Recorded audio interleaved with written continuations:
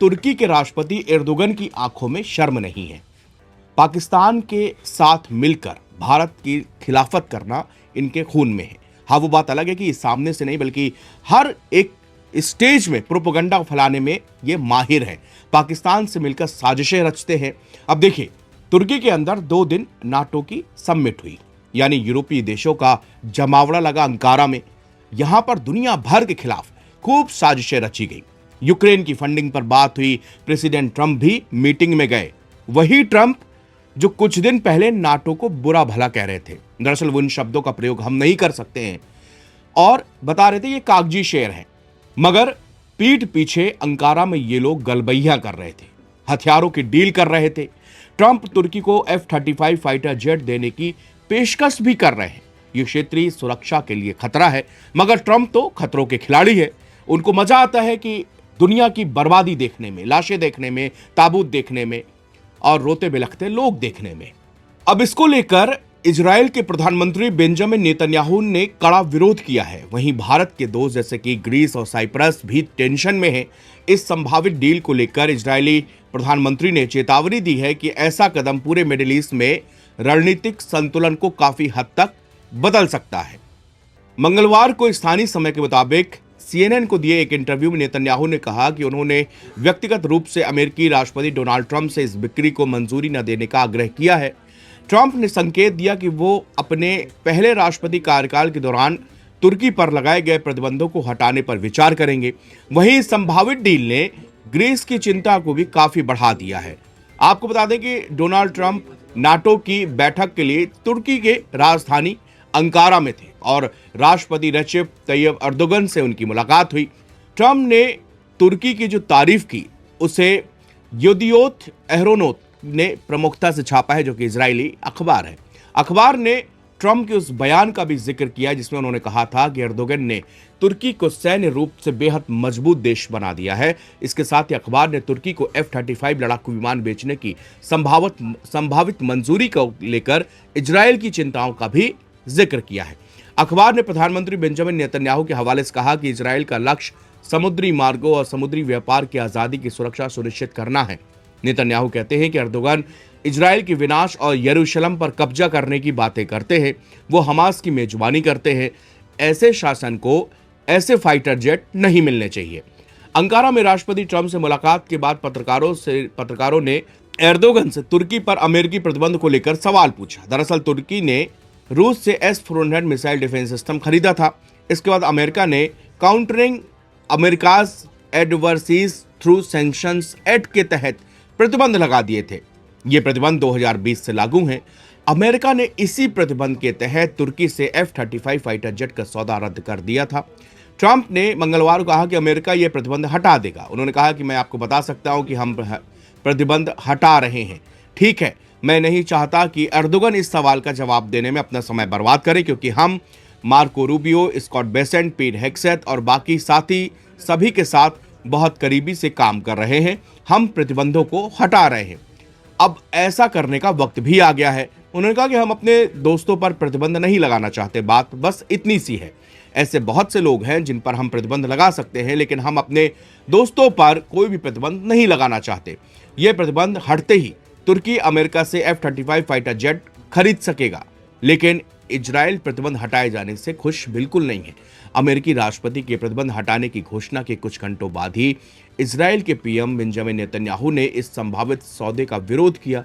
CNN को दिए एक इंटरव्यू में नेतन्याहू ने साफ चेतावनी दी कि अमेरिका के सबसे उन्नत लड़ाकू विमान की बिक्री तुर्की को अमेरिका का मित्र राष्ट्र नहीं बना सकती। और राष्ट्रपति रेसिप तैयब एर्दोगन के साथ बढ़ते विवाद के बीच नेतन्याहू ने तुर्की को एक ऐसा शासन बताया जो मुस्लिम ब्रदरहुड की विचारधारा से प्रभावित है, जो अमेरिका से नफरत करता है। अब सवाल ये पैदा होता है कि आखिर अमेरिका या ट्रंप का अचानक ऐसा बदलाव क्यों आया? क्या अमेरिका तुर्की को इतनी तवज्जो अचानक से क्यों दे रहा है? दरअसल हमको आपको जैसा दिखता है, पर्दे के पीछे ये कहानी उतनी ही उलझी हुई और जटिल भी होती है। लेकिन तुर्की ने अमेरिका की कभी भी एक नहीं सुनी।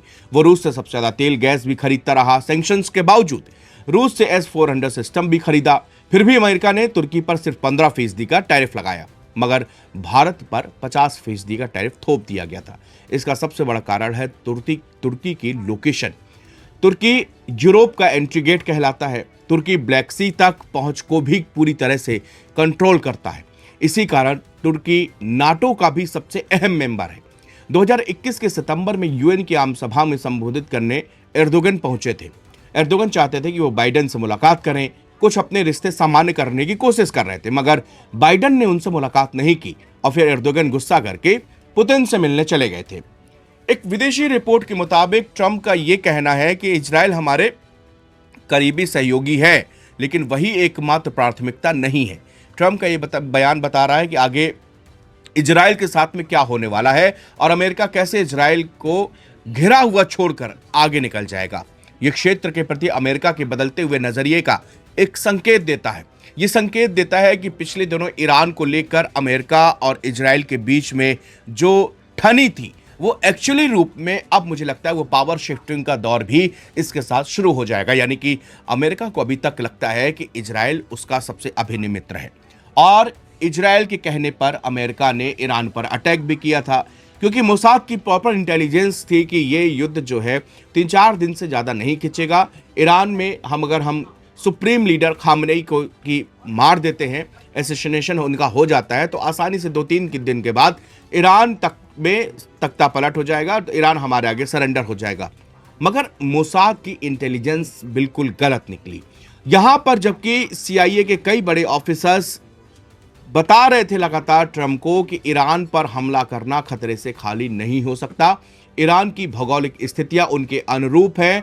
इराक और ईरान में जमीन आसमान का अंतर है, और जब इराक के अंदर आपको इतनी ज़्यादा कैजुअल्टीज़ वहाँ पर हुई हैं, हमारे इतने जवान वहाँ शहीद हो गए, तो सोचिए अगर हम ईरान के अंदर अपनी सेना को अंदर करते हैं, फुट ऑन द ग्राउंड्स होता है, तो फिर हालात बहुत बॉडी बैग्स हम लोग समेट नहीं पाएंगे दरअसल। और अब वो स्थिति, लेकिन अमेरिका ने क्या किया कि भाई इजराइल की बात को माना, मोसाद की इंटेलिजेंस को इनपुट दिया और फिर उसके बाद में ये हमला किया गया। हमला करने के बाद में करीब 28 फरवरी से अब तक का आप जोड़ सकते हैं, बीच में सीज फायर भी हुआ, पीस डील भी साइन हुई, लेकिन उसके बाद में 24 घंटे से हालात बद से बदतर हो चुके हैं। ईरान पर ताबड़तोड़ हमले अमेरिका करता चला जा रहा है। लगातार वो अब कई जगहों पर इजराइल के, माफ कीजिएगा, ईरान के ठिकानों पर हमले हो रहे हैं। अब सिचुएशन फिर से वही आ गई है कि क्या ये युद्ध अब किस तरफ जाएगा, इसका अंतिम पड़ाव क्या है। तो कई एक्सपर्ट इसमें बहुत ही बड़ी बात भी कह रहे हैं कि हो सकता है कि ये वॉर अब न्यूक्लियर वॉर तक चला जाए, क्योंकि इसका कोई अंत आसपास नहीं दिख रहा। या तो फिर ये सालों खींचेगा, इसकी कोई मियाद नहीं है। जिस तरह रशिया यूक्रेन वॉर खिंचता चला गया, हो सकता है वैसा ही वॉर ये खिंचता चला जाए, लेकिन इसका कोई अंत नहीं निकलेगा। अंत तब तक नहीं निकलेगा जब तक कि अगर अमेरिका चाहता है कि पूरी तरह से ईरान को ख़त्म ही करना है, मिटाना ही, तख्ता पलट करना है, जो भी है, तो इनको अपने फुट्स ऑफ द ग्राउंड करने पड़ेंगे। अमेरिकी सेना को ईरान के अंदर घुसेड़ना पड़ेगा, लेकिन ये जो है सबसे बड़ा ड्रॉबैक अमेरिकी सेना के लिए साबित हो सकता है। तो यही कारण है कि इजराइल के साथ में अमेरिका की तलखियां हैं वो बढ़ती जा रही हैं। अमेरिका को एक नए विश्वसनीय मिडिल ईस्ट में एक बड़े देश की तलाश है, जो उसकी व्यापारिक ज़रूरतों को भी पूरा करे और उसको अपना समर्थन भी दे। यही कारण है कि भारत और तुर्की, माफ़ कीजिएगा, अमेरिका और तुर्की के बीच में ऐसे रिश्ते पनप रहे हैं, आगे बढ़ रहे हैं, और जो सैंक्शंस लगाए थे ट्रंप ने वो हटाए जा रहे हैं। शुक्रिया।